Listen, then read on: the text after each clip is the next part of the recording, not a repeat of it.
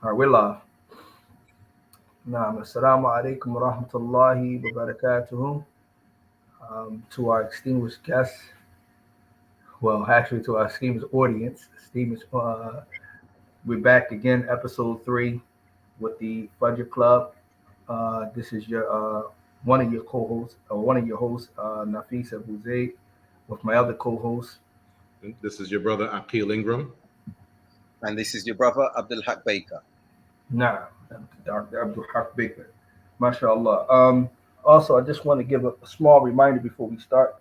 For all our brothers and sisters that's coming down with the flu or falling ill with the COVID, we ask Allah subhanahu wa ta'ala to grant y'all speedy recovery and, you know, uh, inshallah ta'ala aid y'all in this time because I know there are a lot of people who have lost loved ones or someone to this uh, tremendous virus and this pandemic, inshallah ta'ala. Tayyip, At this point, one of everyone your knows brothers, someone who's been impacted. nah, nah. Yeah, I came down sick. So you guys don't know I'm kind of sick right now, but I came down sick the other day. Was really feeling it. So, inshallah. Tayyip. Any one of y'all want to start off? Y'all can, inshallah ta'ala. I'd like to, if that's okay, since I was the latecomer last week, and mashallah, forgive me for that again. Very good and engaging conversation I jumped into with you two dear brothers, mashallah. And again, I want to thank the brothers and sisters who are on the various platforms that have been established, continuing the discussion. It's really thought-provoking. The sisters have shared their experiences of when they converted the communities and everything. Really amazing content and narratives that show that the Fajr Club is something that's required, if not needed, mashallah. But today we're talking about the perspective of the Muslim convert. How do they begin? How do they begin to traverse being a new convert? Many times we start the discussion with what they need to do, okay? What they need to prepare for. And that's all well and good. But one of the things that communities don't do, and alhamdulillah, we've been discussing it around the framework that I established and modified from my research and everything, we've got to look at where they are at, where they are coming from. And that's from a community perspective. Because usually the one joining a crowd, whether it's Muslim or not, one joining the fraternity has to embrace that culture. But there's no consideration of what they're bringing to that community, to that culture. And I'm thinking in mind now as well of the hadith from the Prophet Sallallahu Alaihi Wasallam, the best of you was he who was the best in Jahiliyyah. Okay. Yeah. Now, if we think about that, the Prophet Sallallahu Alaihi Wasallam is not saying you're coming into the deen, so you should be like this. He's saying the best of you. He's referring to a trait or traits or characteristics of when they were not Muslim. So it shows that there's an outward looking perspective from within the community at those individuals coming in. Oftentimes, that's been neglected, ignored completely, and there are expectations that those individuals who are coming in have to embrace everything, and we don't have to concern ourselves with him or her or what they're bringing to the table. And this is a very significant disconnect, because then we find individuals leaving the community, having conflict in the community, leaving the deen even, because the understanding they had, that the deen caters for them and is all encompassing, very little, if any, encompassing has taken place at all. And before I hand over to you, there's things I want to throw into this particular discussion that we should look at. And again, from my studies, I'm referring to, and I've applied it. Let's look at two constructs that we may have had ourselves, or we would have experienced prior to Islam, and also within Islam. And I'm talking about a societal context. So in society, all societies, particularly democratic societies, there's an element and degree of social control. The government puts in measures and facilitates the general populace with particular policies, particular practices, particular beliefs that they expect society to embrace or engage, or it's something that the majority have voted for or subscribed to. Okay, so through those stages of social control, we have state actors. They attempt to identify compatible elements for society, and their expectation, the government's expectation, the state's expectation, is that you will have law-abiding citizens. We know this phrase, law-abiding citizens. In other words, they have legitimized identities. They have identities that are considered legitimate. Why is there all the shootings and oppression against us as black people in America and in the UK? Why are we facing some of the challenges that we're facing? Because they see us as a threat and do not hold our culture and our characteristics to be legitimate, because we don't subscribe to absolutely everything of white America, white Britain, white imperialism.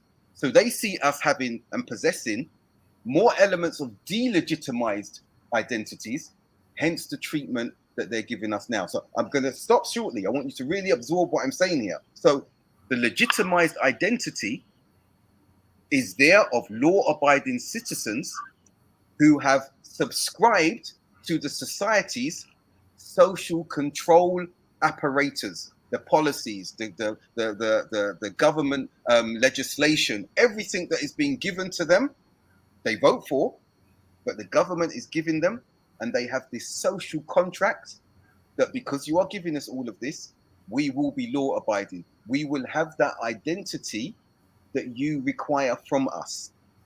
Now, there are those who buck the trend because they don't subscribe to everything that the state government gives, because they see it as oppressive, they see it as duplicitous for whatever reasons.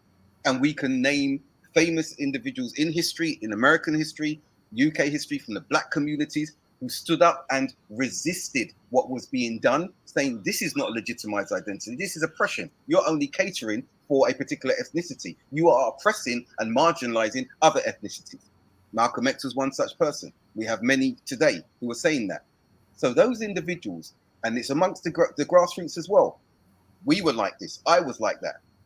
We had an element of deviance, not Islamic now, we're not talking about bid'ah. We had deviance from that social controlling norm because it did not cater for us. It oppressed us. So what did we have? Instead of that legitimized law-abiding identity, we had resistance identities. We had resistance identities where we rejected the status quo. That doesn't mean that we're opposite to law-abiding, that we're criminal. No, but we resisted what was called and what continues to be called the status quo because it does not accommodate us. Now, putting it over to you two, what am I saying here? Those are just two constructs I've given. There are more. There are two more that I've looked at and researched, but we won't touch upon those at the moment. That can be for another time. A number of us, this is a question now. When we embraced Islam, did we embrace Islam because of our rejection of the social control that government had put upon us and what we'd seen happening amongst our communities? And even if it wasn't amongst our communities, that it was an injustice that we'd witnessed within the wider society, using religion, using politics, using whatever. And therefore, by default, we had resistance identities. And that made it more conducive for us to embrace Islam, knowing that Islam superseded, it was overarching of all man-made structures. It did not limit us to a social control of a particular society.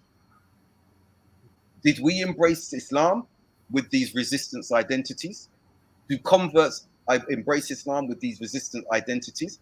I would offer and suggest that we do, because we're rejecting a status quo that we deem to be corrupt, that we deem to be imperfect, that we deem to be incompatible with spiritual aspects of which we have been seeking and have been guided to in Islam. I throw that to you. Big things I'm throwing there now, but it's always in the context of looking outwardly the best of you in the deen is the one who was the best of you in Jahiliyyah, looking outwardly at who's coming in, what they're coming in with, and how we are accommodating them. Okay. You raise several strong points. I have a few thoughts here, maybe even four. Before I mention my thoughts, I want to answer the question that you posed. I'll speak about my personal experience first, and then I'll go into my thoughts. Myself, I embraced Islam kind of young. I was about 13 years old or so when I embraced the faith. And what I'm about to say, I say this as a person that was raised as a Black nationalist. That was my upbringing.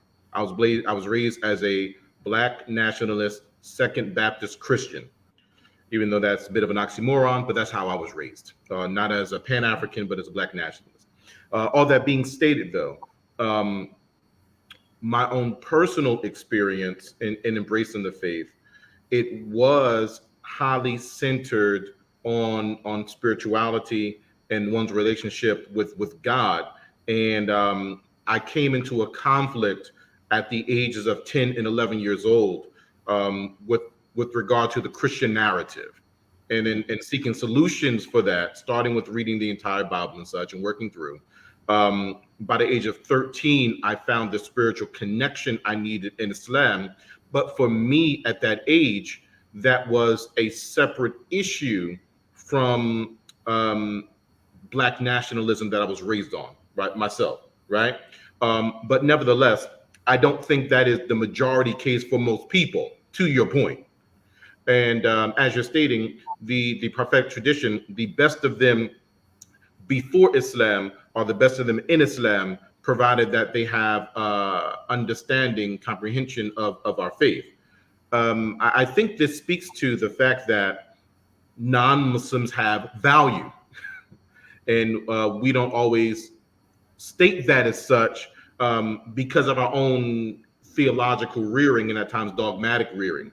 But that nevertheless is a reality. And this is even further supported, I would submit, by another prophetic tradition that comes in the Sahih of Muslim, where in this prophetic tradition, the Prophet, sallallahu alaihi wasallam, may commendation and salutation bestowed upon him, he mentions that Allah rewards non-Muslims for their good deeds in this life.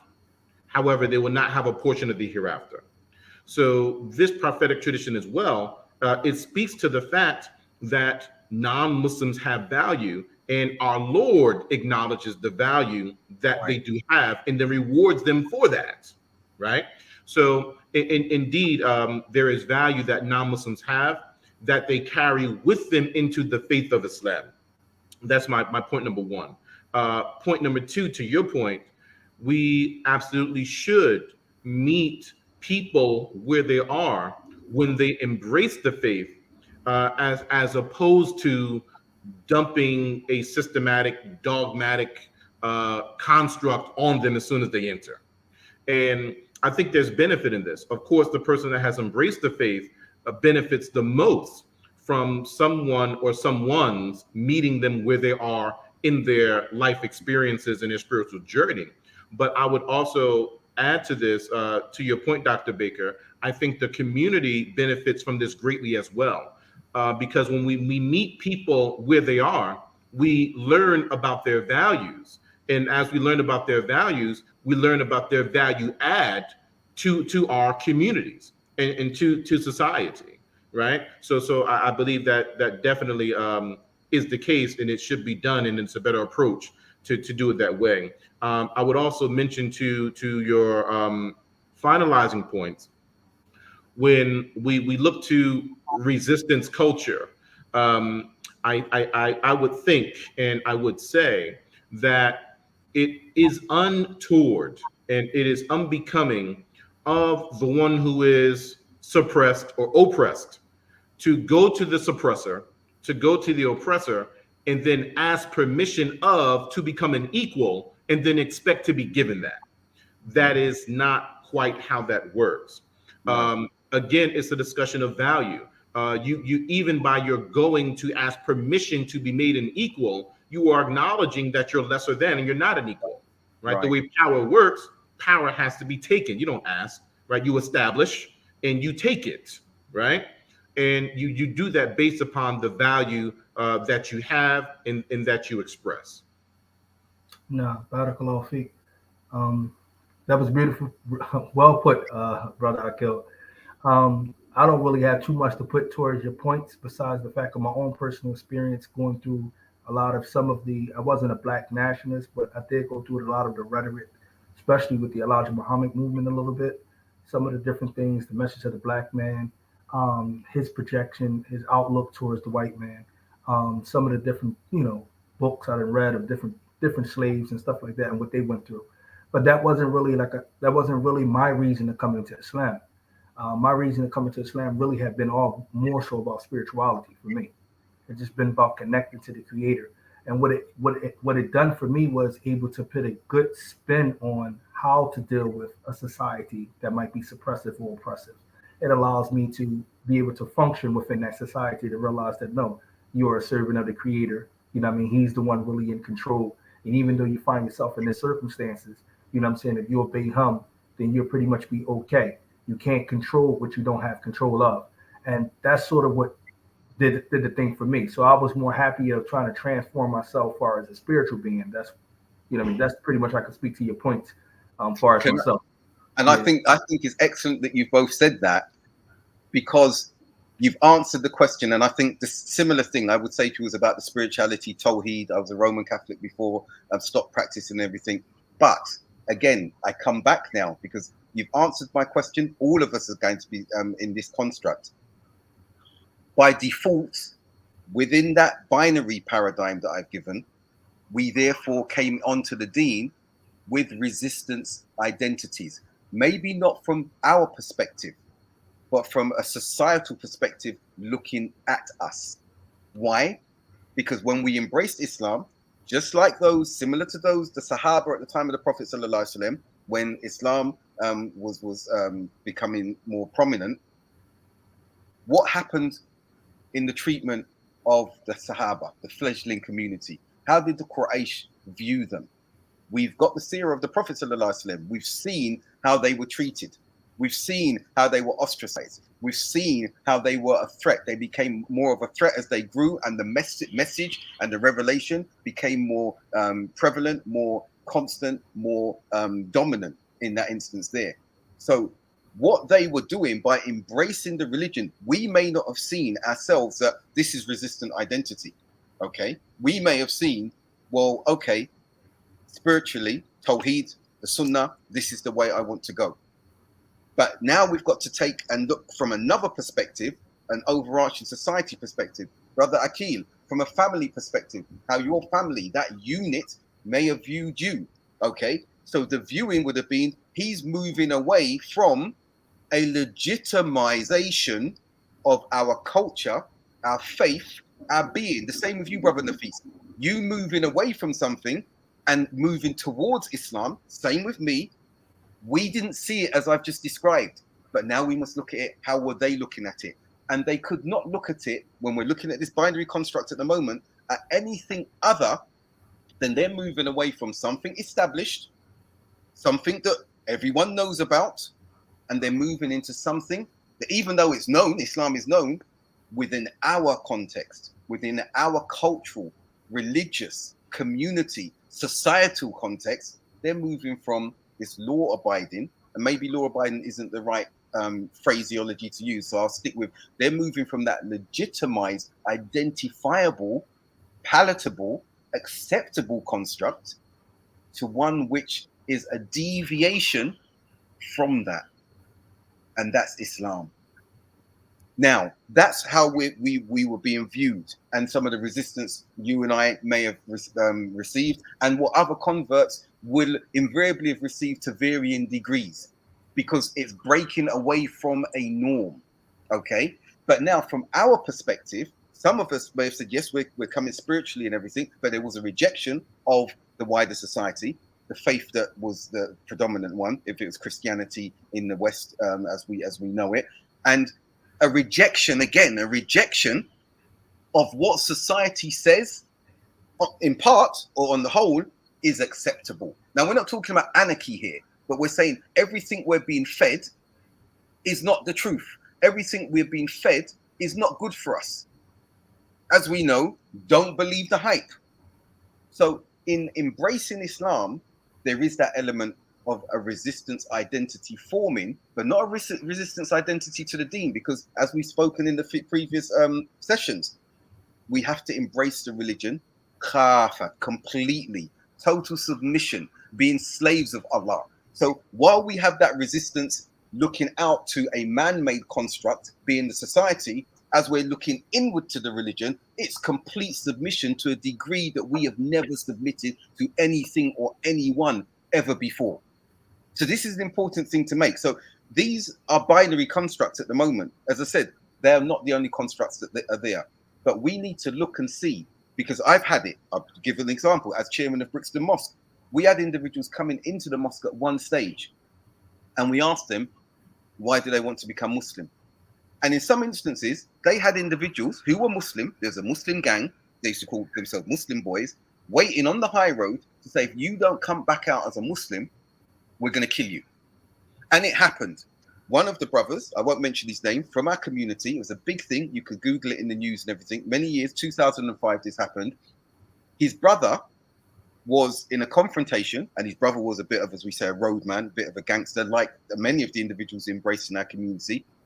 And these Muslims said to him, they didn't come to our mosque, we didn't know them, but they said, if you don't become a Muslim, like your brother, we're going to kill you. And he rejected.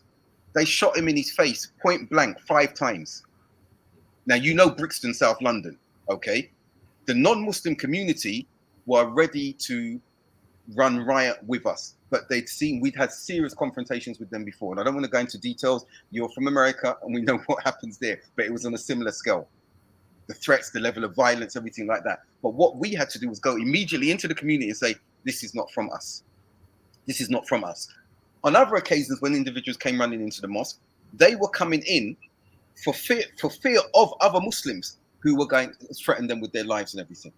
So we saw this construct here that, okay, there's no compulsion in religion, la ikrah fi din. So we then had to look inwardly and address the Muslims. They weren't coming to the mosque. Some were going into ruku, guns dropping out in prayer and everything, and saying, no.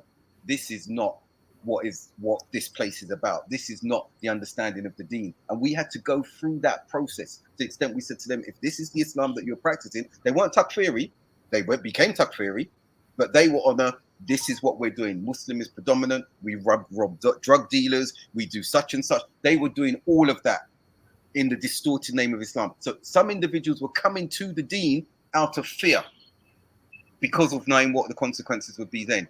That was a total distortion and had nothing to do with the construct that I'm speaking about now. But why am I raising this? We need to embrace and engage and take time with individuals, brothers and sisters who are coming into the deen. Okay, we know in the Medinian society, when the Sahaba, the Quraysh moved across in the initial stages, the Prophet ﷺ paired them with some of the Ansar. We have some beautiful stories of that. We don't even attempt to do that today. What happens in the masajid? I remember when I came to Brooklyn, 1993, and I was going on a conference. Sheikh Sahib was there. This is when Ali Tamimi, and there wasn't controversy around him and everything. And I stopped in Brooklyn for a Jummah. And an individual, they made a big song and dance, literally, metaphorically speaking. Individual took Shahada after Jummah in Sawaj, Imam Sawaj Ahad's mosque. Beautiful atmosphere amongst the brothers and everything. And they did this big thing, him standing there like a cat caught a deer or cat caught before the headlights, did his Shahada.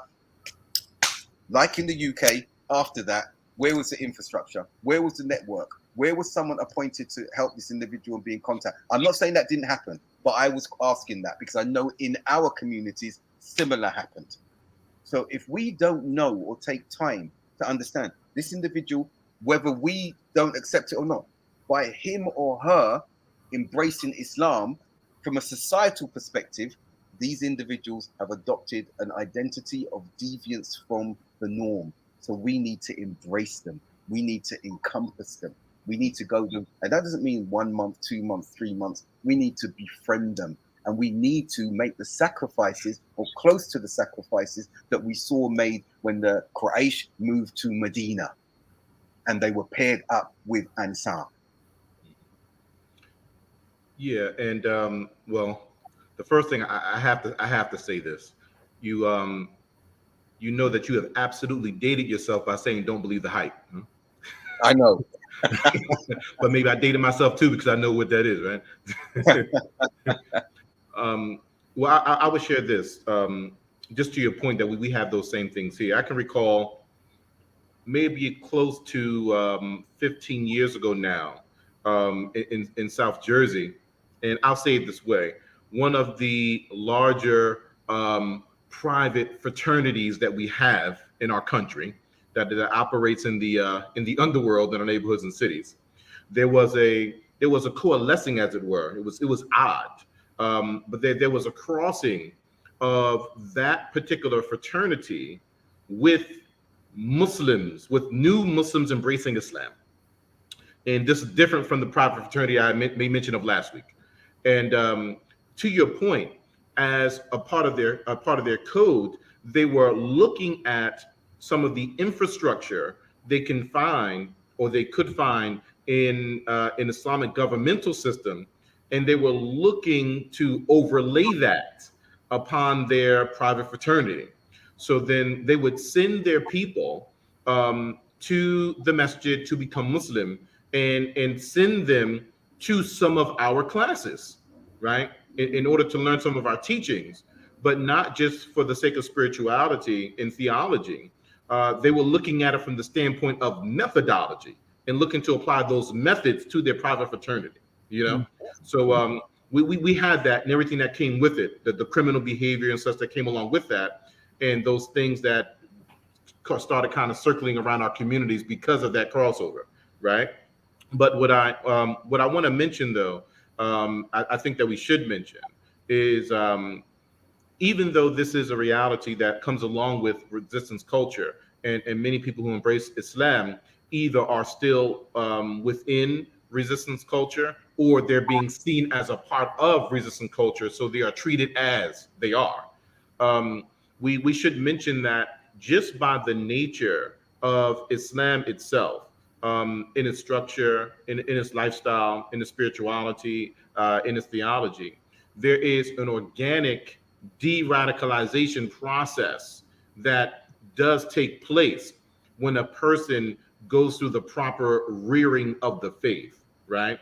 And even myself, being raised as a Black nationalist, right, in my early upbringing, coming into Islam, it brings about a greater appreciation for diversity and for the value that other cultures and subcultures that they add, different worldviews, world perspective, life experiences, right?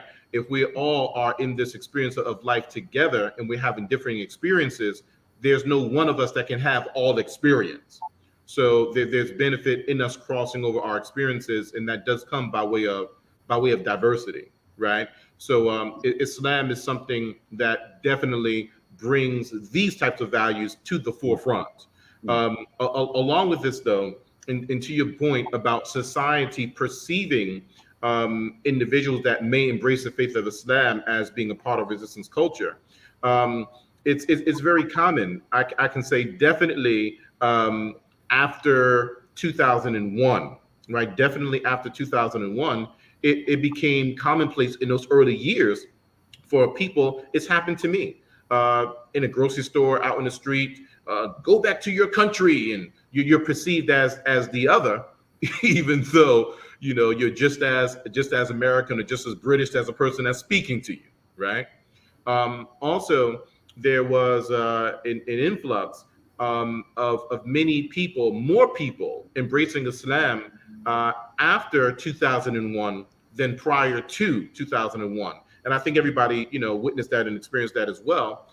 But we also had a large influx of European American Muslims, right? We colloquially will say whites embracing the faith.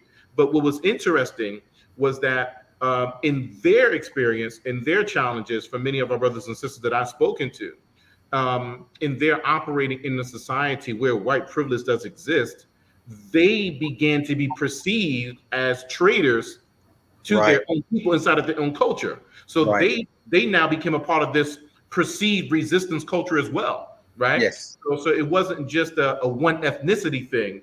It's kind of an across the board thing when one embraces the faith of Islam. Absolutely.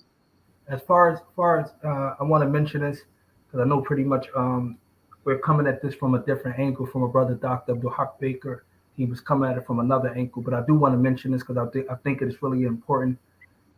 What should be the next step for the new Muslim? And I know a lot of people say that there's really the infrastructure, but Islam already has the infrastructure. It already has the whole system laid in play. It does.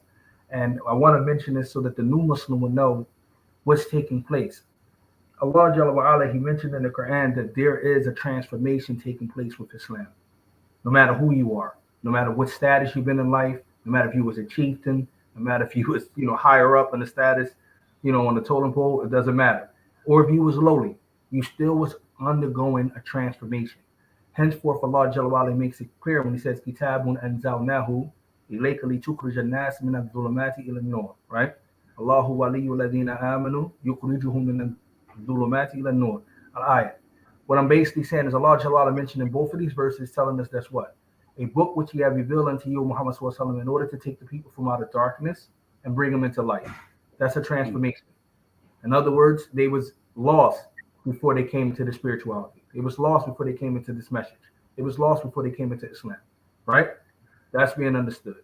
Allah saying Allah is the protector of those who believe, bringing them forth from out of darkness into light. Allah Jalla wa Ala tells us about Muhammad sallallahu alaihi wasallam, his mission and sending him. Huwa alladhi ba'atha fil ummiyina rasulan minhum yatlu ayatihi, right? وَيُزَكِّيهِمْ وَيُعَلِّمُهُمُ الْكِتَابَ وَالْحِكْمَةَ وَإِنْ كَانُوا مِنْ قَبْلُ لَفِي ضَلَالٍ مُبِينٍ.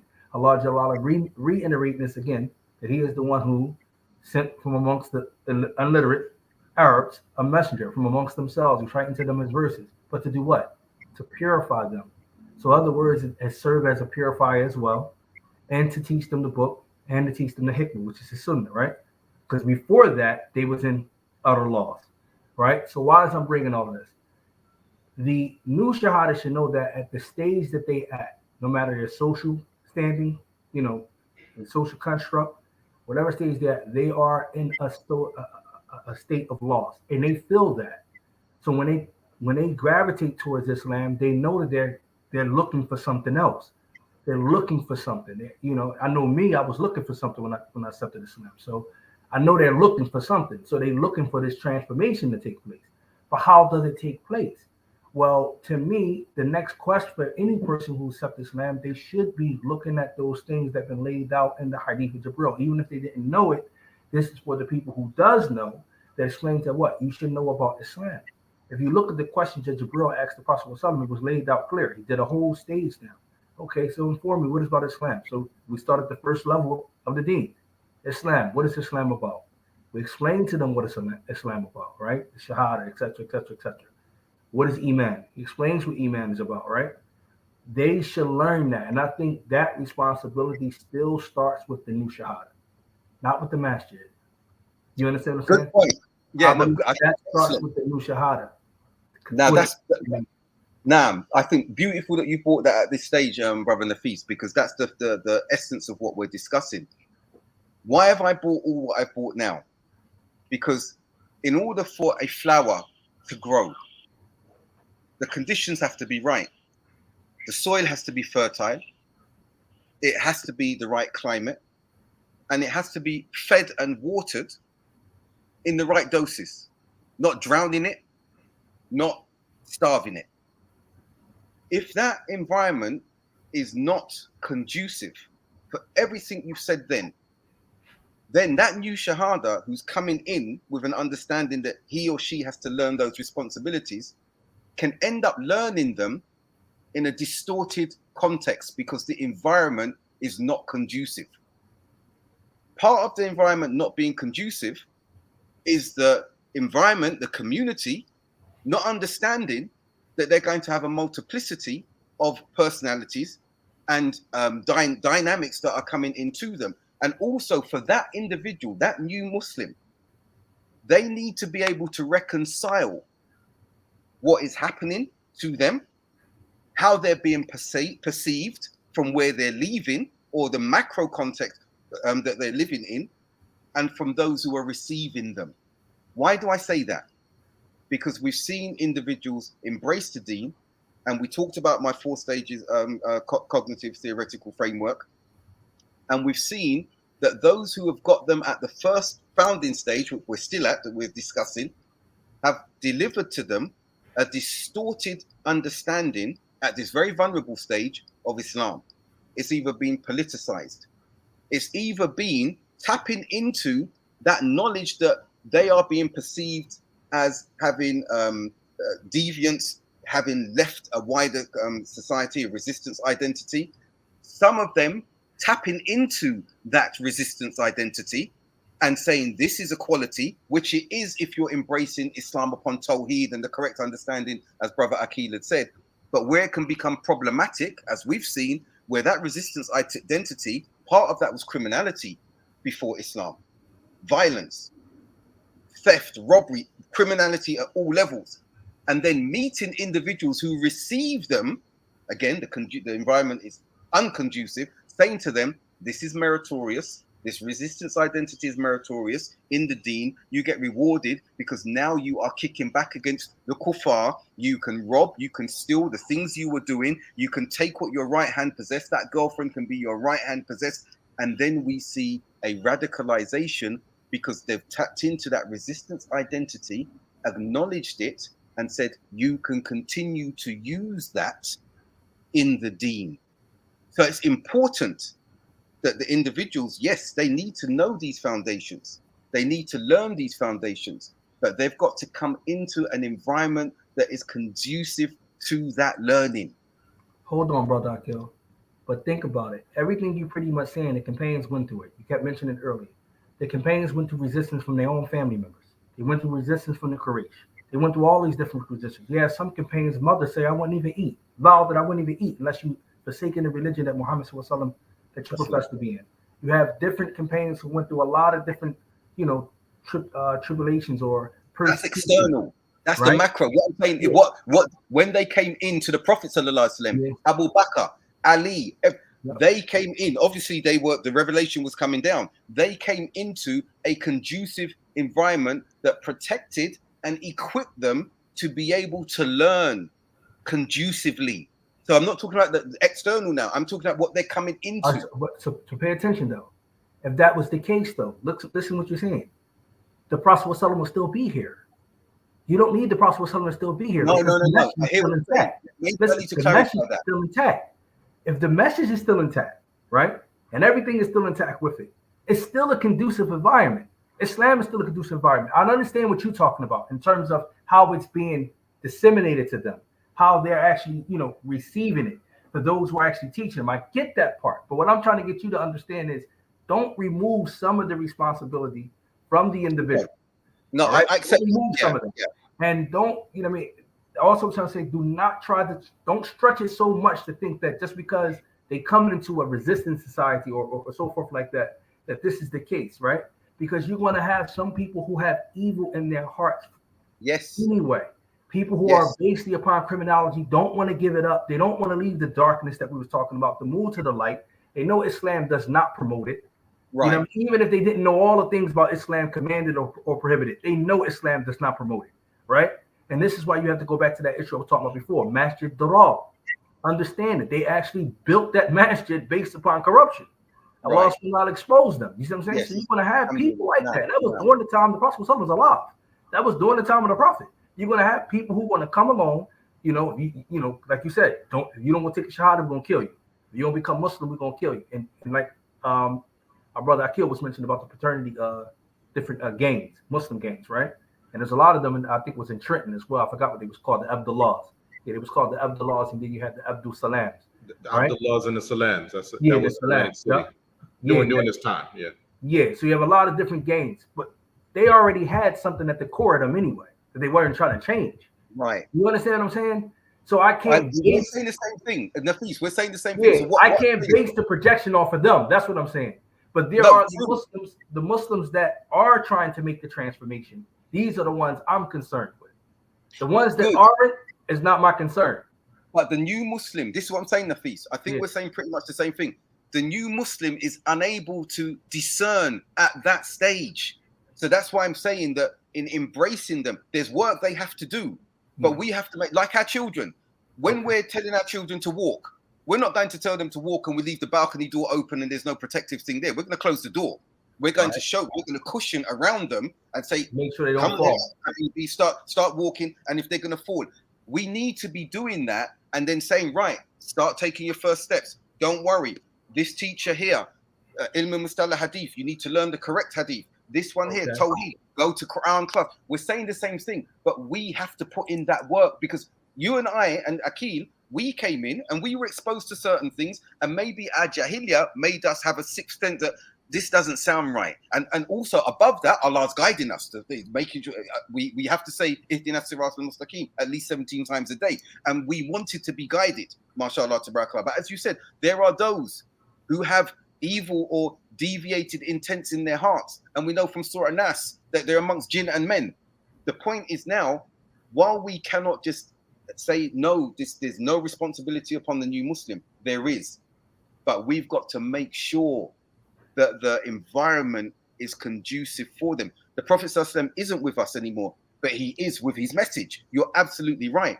But we've got to make sure that the purveyors of that message make sure they're given in the right context. Remember, Yawmul Qiyamah, a non-Muslim may stand before Allah with a Muslim beside him, and before punishment is issued or whatever, and he may say, this neighbor never spoke to me about Islam, or I didn't see them practicing what they're preaching. They were beating their wives, they were horrible, they were this, they were that.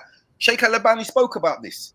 When we're saying and condemning individuals, which we shouldn't do, how certain are we that we have conveyed the message correctly? We have all these ayats in Quran about conveying the message, arguing a way that's better. We've got to make sure, how much more so must we do that with the individual who has embraced Islam? So we're saying the same thing, I believe. But I'm saying the reason I brought these contexts, because that new Muslim is being viewed by society or his community or her community in a particular way, deviance. They're moved into this direction. They come into the community and there may be some in that community, or it may be a community based on that says, this resistance now, let's take them down the road. Darul Harb, the government, the things that you were doing in Jahiliyyah, they're good.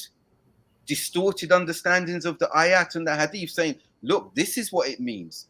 And making sure that those elements of legitimate deviance, which was criminality, now becomes a focus of their virtue, which it isn't, as a Muslim.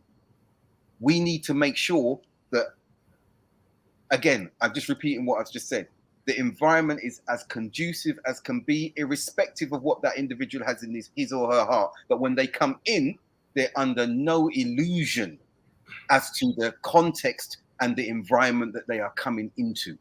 Mm-hmm. Yeah, let me chime in here and allow me to work through my thought. I'll attempt to be as succinct as I can.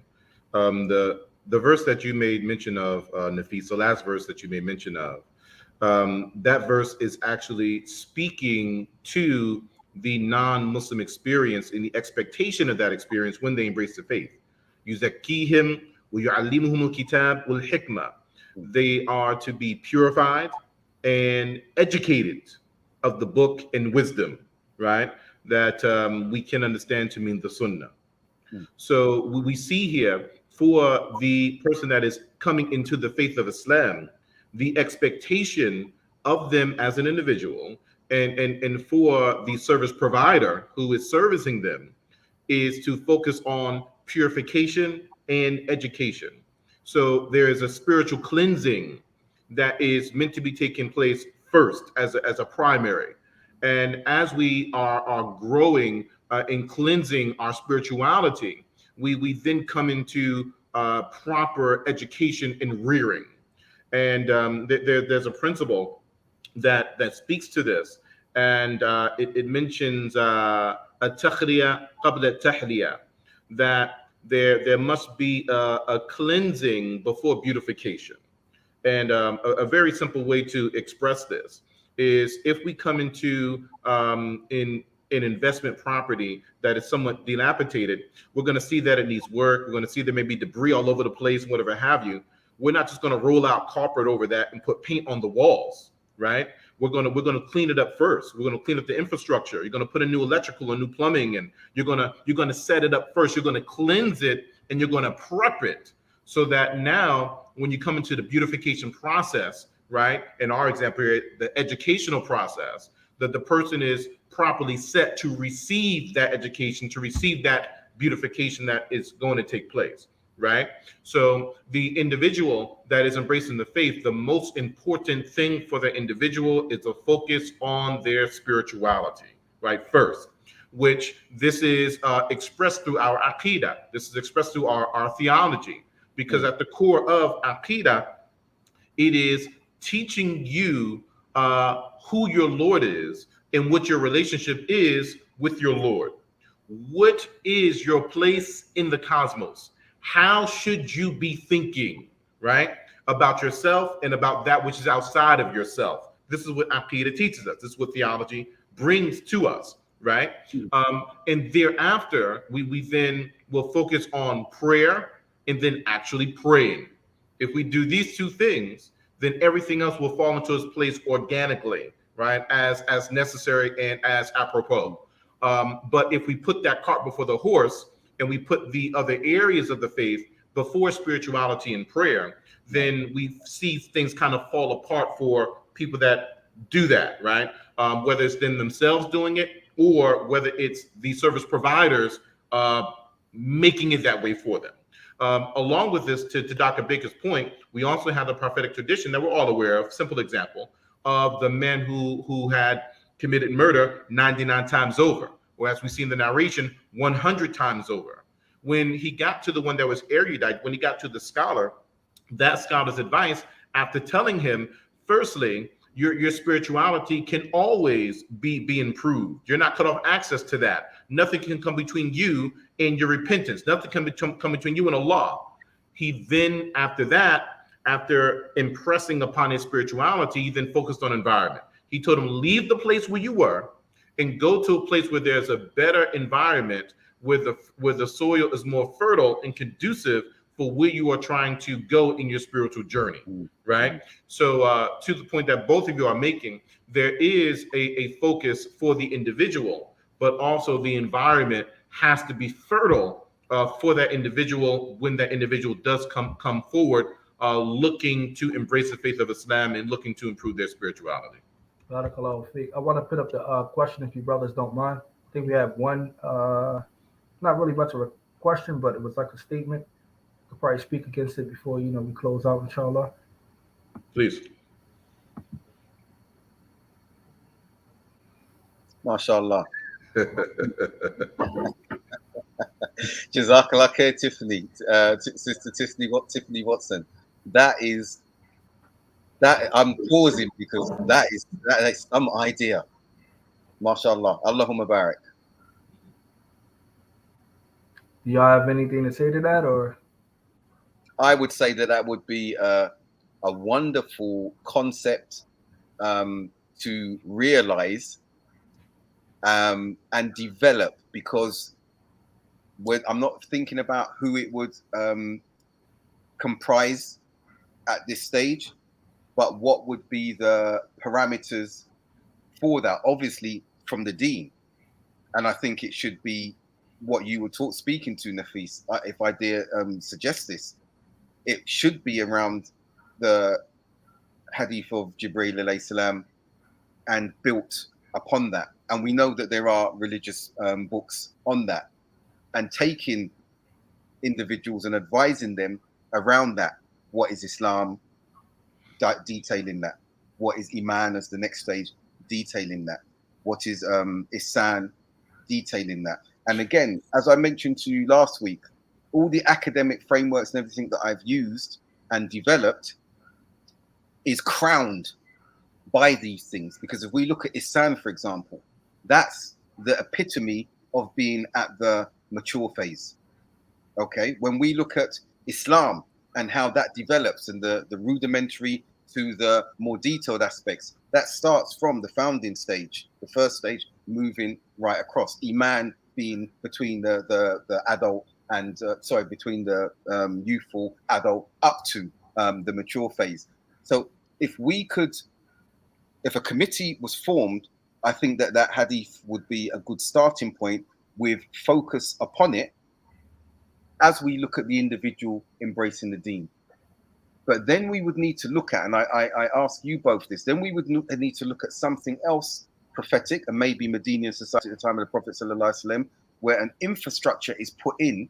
And so now it's not just the individual and their responsibility in growing, but the community utilizing prophetic hadith as a foundation to provide that conducive environment to that individual. Anything you got to put towards that, Phil? Yeah, I'll add a couple of things to that. The first thing, I just want to thank our sister Tiffany for the value in the statement that she has presented to us. The second thing I would mention is our sheikh and our teacher, Sheikh Saleh Al-Haydan, may Allah have mercy upon his soul, as he's recently passed.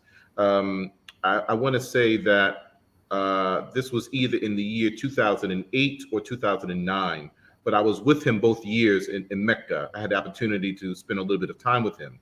And we presented some of the challenges that we had in America.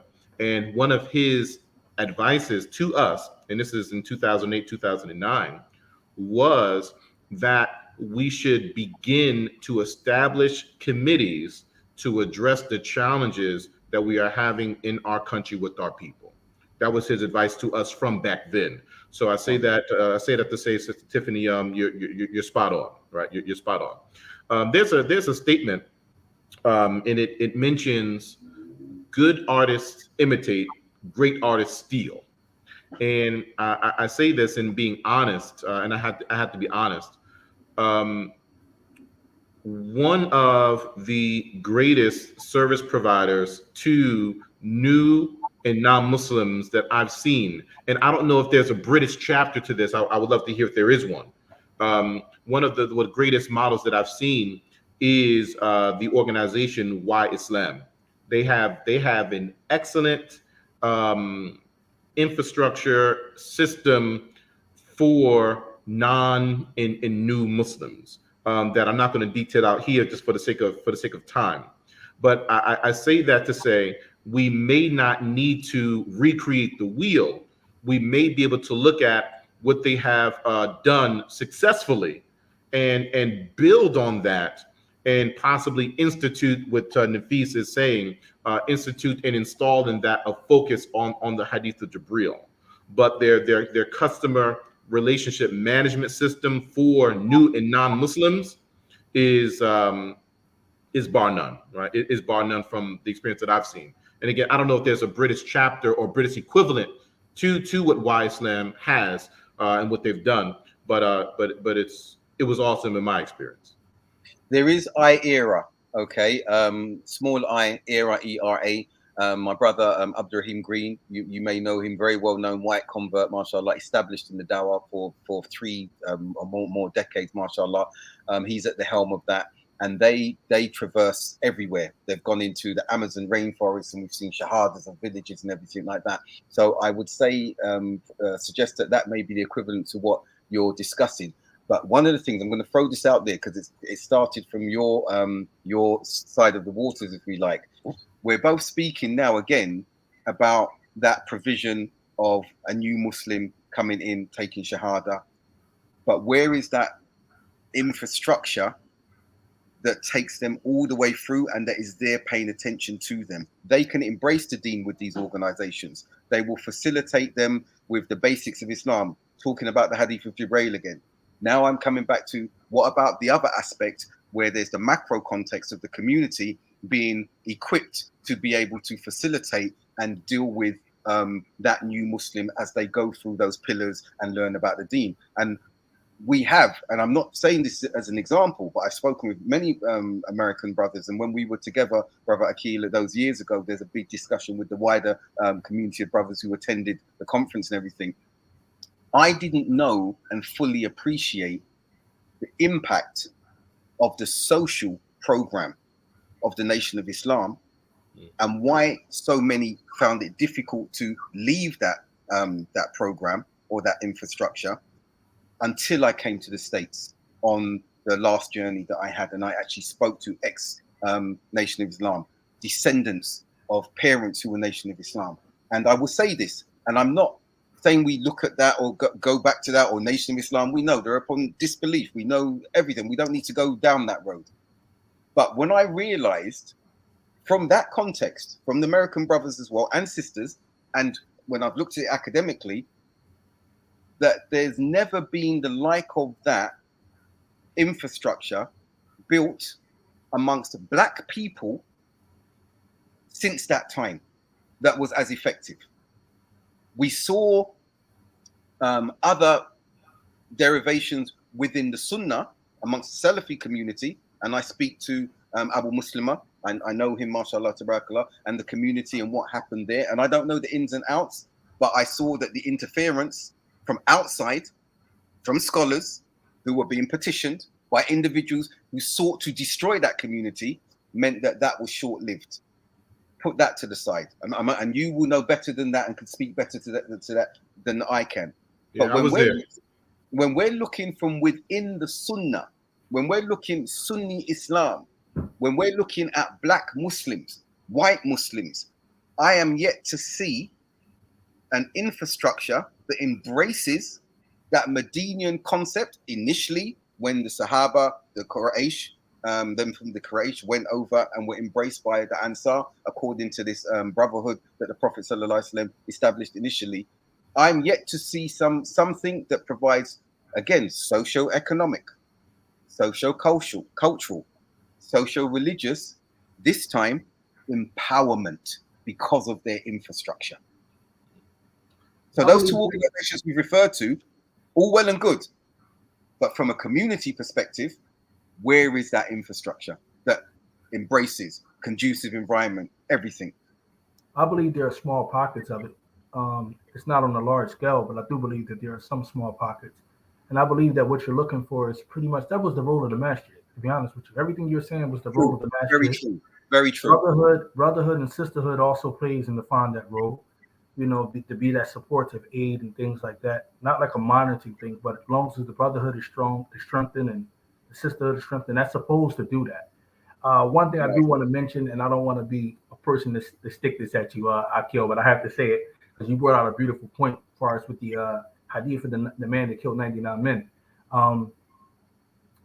You notice how even in that whole situation, it still was the responsibility of the person. You ever notice even in the ayat and sort of to Ankabut, Allah Jalla Wa'ala talks about if the earth being spacey enough. So if you can't practice in one, you go to another. Even in Surah An-Nisa, Allah says the same thing. He still placed the responsibility on the person and not the service provider. Notice, not even on the people that supposed to provide. Why is I'm making this a big deal for me? Because I think if we keep removing that responsibility from the people, it becomes a problem. You understand? You remember, you're taking this journey yourself. This is an individual choice on your own. Yes, the brotherhood, the sisterhood, collectively supposed to give you that support you need. The masjid is supposed to give you that service providing you need. You understand? Your imam, your spiritual guide, etc., etc. But you, the person who's driving the vehicle, still supposed to have some responsibility. And I think if we come into Islam not with that understanding, you know, and this is not just for new Muslims, Brother Haq. I wanted to make this clear. True. This is for this, because a new Muslim to me, period. This is for any Muslim.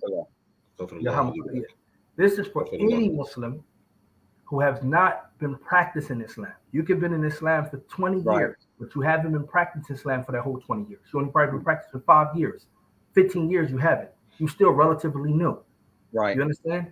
So this is for anyone who hasn't really been practicing Islam, but relatively has been practicing Islam. So my thing is, we should define that responsibility.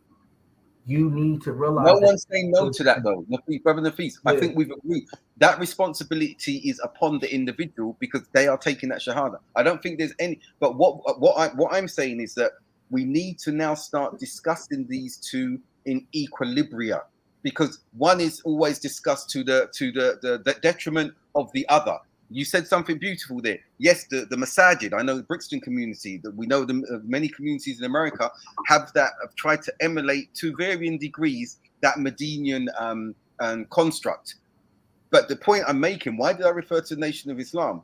They had chapters all over the country, and there was a consistency and uniformity there.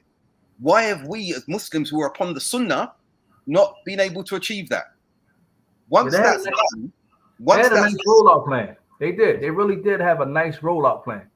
So, You know what I mean, so now, especially about cleaning the people up from drugs and right. then putting them onto a nice social thing. They did. I mean, I Right. can't lie. They had a nice rollout plan. So Well, what you're saying is, Right. I think Brother Akil encapsulated both of what we were saying beautifully before you put up Sister Tiffany's statement, Marshall, her query. And again, it's got to be intertwined. It's got to be the equilibria. No, we're not saying the responsibility of the Shah, because some had, like you said, Brother Nafis, some will come and say, oh, I left Islam or I stopped practicing because the community. No, you this is upon you. The community could have been the best in the world. It could have been the worst in the world. But what were you doing for yourself? What were you learning for yourself? I'm with you on all of that. But then it cannot be, because we've seen this, and we've seen it from, I call them the cult. We've seen it from cults. We've seen it from other very dogged Muslims that, oh, they went astray and they left the deen because of what was in their heart. And they exonerate themselves as a community that they had any complicity in that at all. No, you contributed. You directed them in an area or a way which was wrong. You presented them to aspects of Islam in a distorted manner. So what I'm saying is, you've got both sides. That individual can't blame the community, carte blanche, but the community can't say, no, we had are nothing to do with it. we are the righteous. This individual was revealed. His hal became clear. Her hal became clear, because that's happening a lot. And then what you see is this group think. And what happens? Anyone who doesn't fit with that group think is then cast out, and they wait for that person to come off the deen, to make mistakes. And then they applaud each other like, we saw this in this individual already. Both are wrong. There needs to be, again, that key word, an equilibrium between the two, the focus on the two. No, we got to wrap up. Alhamdulillah. We actually went over an hour. Jazakallah khair.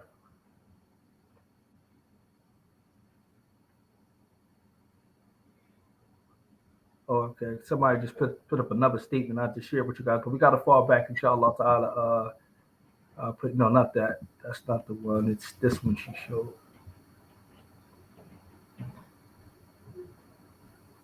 Good place to conclude. I think that statement by Abdulaziz is a nice wrap around of everything we've discussed. That's it. That's it. And inshallah ta'ala, just stay tuned for next week, inshallah ta'ala. Like I said, we do have the Q&A WhatsApp, Fajr WhatsApp Q&A. If anything you have to say about this episode or any suggestions you have for any upcoming episodes or discussions that you want to be talked about, you can reach me or either of my other two co-hosts, and I'm pretty sure one of them will respond back to you, and we can see if we can make that possibly happen. Thank you guys for tuning in to the Fajr Club. Again, like I said, we're just trying to build with these discussions. Hopefully we can take them back respectively to those communities that have masajids or have organizations that can probably take from this and start employing something and coming up with something similar to Why Islam, Not Rewritten Will, something like, I think it was called IRAS or IRA or something like that. IRAS, yeah. And something like that we can use and employ, inshallah. And it's always good to learn from my fellow co-hosts, Akil and brother Dr. Abdul-Haq Baker. Like we said, this is a beautiful discussion, something to have, inshallah. Anything y'all have to say before we close out, brothers? No, nothing from me. Neither from me. All right, this is your brother Nafis Abu Zaid. This is your brother Akil Ingram. This is your brother Abdul-Haq Baker. And thank you for tuning into the Fajr Club. Until next time, Assalamu alaikum wa rahmatullah. Wa alaikum assalam wa rahmatullahi wa barakatuh.